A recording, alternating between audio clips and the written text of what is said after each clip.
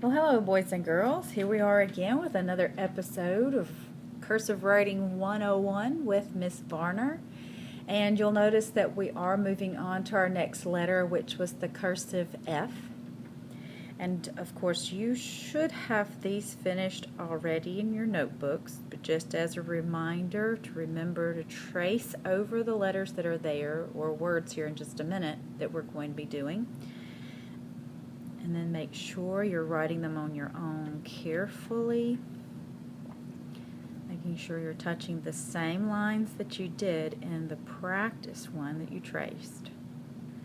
So you'll notice the first thing that we're doing is this wavy line up at the top.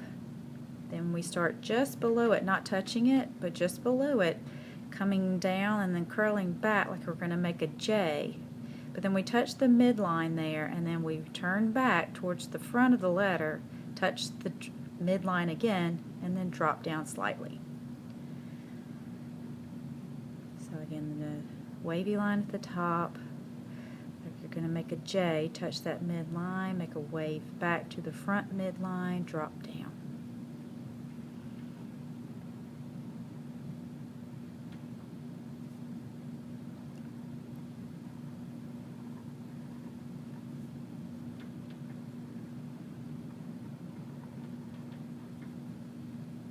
Of course, one more here to trace. There. Okay. Now, of course, here we are at our words. You'll notice that all of our words will begin with the capital F, so these will be all our capital F words. Here we see our first word. Starts with a capital F. I'm going to trace for the F sound. This I can see as the L, so I know this is a F. And then now I see an O, and this is the cursive R. And O, R together usually make an OR sound. I will make an I sound. D is the D. And then A at the end can most likely make the Ah sound. Let's see. Florida. Florida. I recognize that name right away. It's right next door to us here in Alabama. So now that I've traced it, sounded it out, I know what the word is. Now let's draw the word again on our own. Wavy line at the top. We're making our cursive F, capital cursive F. The L, L, O, R for the OR sound. Floor, I, D.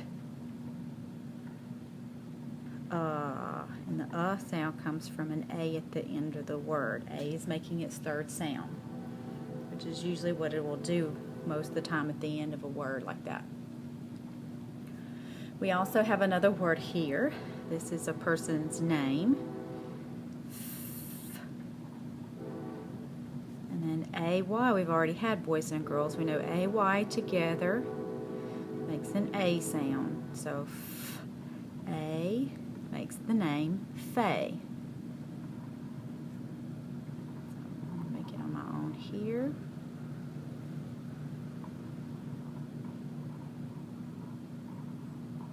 A tail on the end with the Y. Faye. Next, I see the F again, obviously there in the front, so capital F. Eb. See there, it's a B. There's a R, so a R sound, so February. So February. And then is it February? Because AR normally makes an R sound, but does that make sense here? February? No, February. February. Okay, this is February. This is the month February written out in cursive. Feb. A lot of people say it's that R right there that messes them up by pronouncing it. And to help remember that R is there, some people will even pronounce it as February, because you can hear the U. February. And AR is making an air sound here. February. So some people, to help them remember that R, they'll actually sound it out as February to make sure they get that extra R in there. Again, we've talked about tricks, boys and girls, you can use to help you with your spelling, and sometimes they sound a little weird, don't they? But a lot of times that's what makes it helpful. Next, we have another word.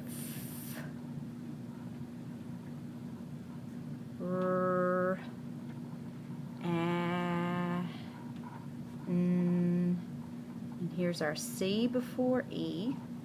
So this is going to be France. That's a country over in Europe. France.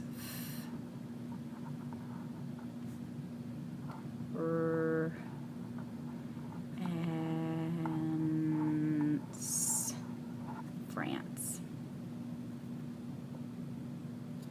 And we also have another name.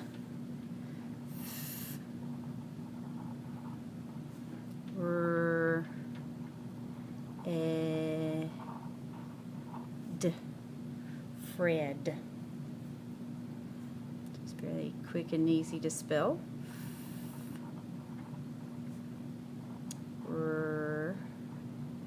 Ed.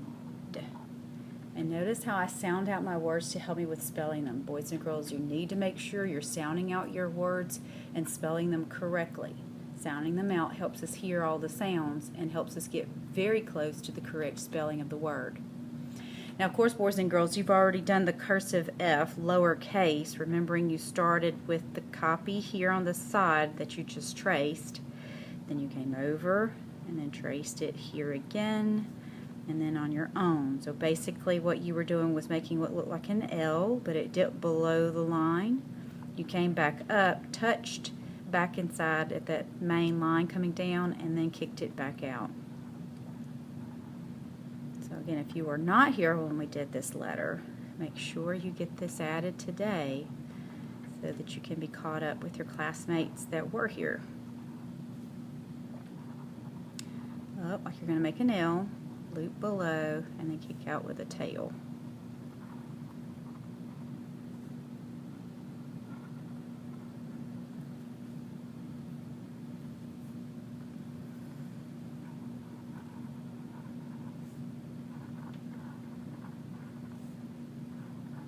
Sometimes you'll notice your loops are wider than other times. Sometimes they're just various sizes.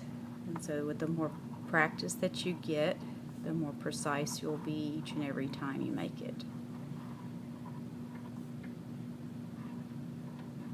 Okay, so again, I know I ran through those pretty quickly, but again, make sure you take the time to go through those carefully. Again, I think most of us already have that letter as it is. Okay, so now we're going to get started with the lowercase f words. So here we see F again, like we've just done. Then we see that L. Fl. Now here is O-W, and we've talked about O-W and the sound that it makes. It can either say ow or O. So is this going to be flower or flower? This one is actually the word flower. She loved the pretty flower. So that's the word flower, and that's the correct way to spell it. So now we do it on our own. Full, ow,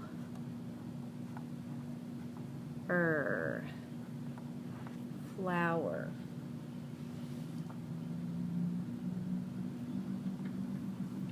Next,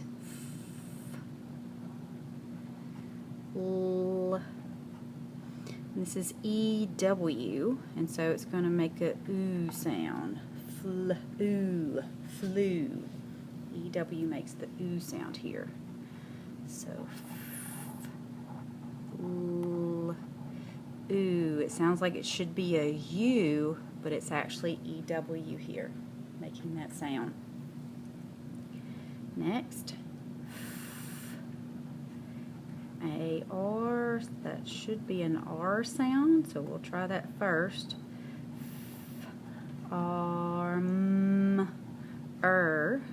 Farmer. And yes, that worked. It made sense. So it is the R sound. So R that M has those 3 humps in it. E is the little loop, and then the R trails off on the end there. Farmer. Next, this is a little word. I see an F, and then IT, so I know it's F, it, fit. Most people try to stay fit and healthy. So, it, fit. And then, of course, our last single word that we'll do today is and here is an EA word, boys and girls. Remember, we've put this EA in your notebooks. So look to see what sound that EA is going to make in this word. Is this going to be either, feather, feather, or feather? Feather, feather, feather. Okay, feather is the one I recognize the best, so this one is actually the word feather.